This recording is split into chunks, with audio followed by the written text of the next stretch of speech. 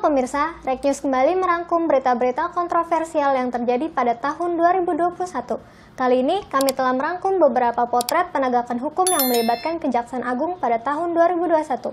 Mulai dari beberapa tuntutan yang kontroversial hingga jaksa-jaksa di Kejaksaan Agung yang bermasalah.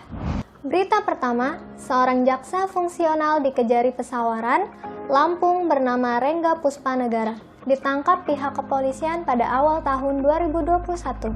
Penangkapan tersebut terkait dengan kasus tindak pidana narkoba. Saat Rengga ditangkap, polisi mengamankan barang bukti berupa seperangkat alat isap sabu atau bong dan plastik sisa pakai sabu-sabu.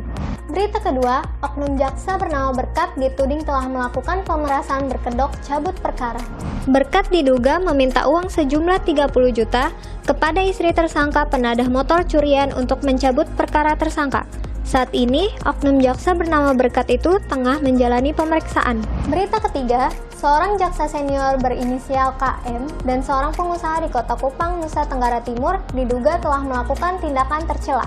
Keduanya ditangkap penyidik 53 dari Kejaksaan Agung RI secara bersamaan di salah satu tempat di Kota Kupang. Setelah ditangkap, keduanya langsung dibawa ke Jakarta untuk menjalani pemeriksaan di Kejaksaan Agung RI. Berita keempat, Kepala Seksi Pidana Khusus atau Kasipitsus Kejaksaan Negeri Kabupaten Mojokerto, Ivan Kusumayuda, terjaring operasi tangkap tangan atau OTT Satgas 53 Kejaksaan Agung. Diketahui bahwa petugas langsung menerobos ruangan Ivan dan mengamankan uang sekitar 150 juta dari ruangannya. Berita kelima, pemotongan hukuman Jaksa Pinangki Sirna Malasari sempat membuat publik geram.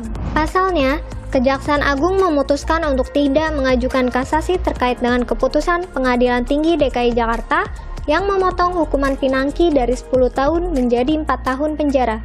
Salah satu alasan hakim memangkas hukuman tersebut yaitu bahwa terdakwa sebagai wanita harus mendapat perhatian, perlindungan, dan diperlakukan secara adil. Berita ke-6, tuntutan jaksa penuntut umum terhadap terdakwa kasus korupsi PT Asabri, yaitu Heru Hidayat dengan pidana hukuman mati menuai pro dan kontra. Heru dituntut hukuman mati oleh JPU karena diduga telah melakukan korupsi dalam kasus PT Asabri hingga merugikan negara sebesar 22,7 triliun. Jaksa juga menyebut bahwa Heru telah memperkaya diri sendiri dan 2 mantan dirut Asabri lainnya. Berita selanjutnya, kabar tak sedap datang dari Jaksa Agung ST Burhanuddin yang diduga memiliki istri kedua. Jaksa Agung Muda Intelijen atau Jamintel Kejaksaan Agung Mia Miati diduga menjadi istri kedua dari Jaksa Agung.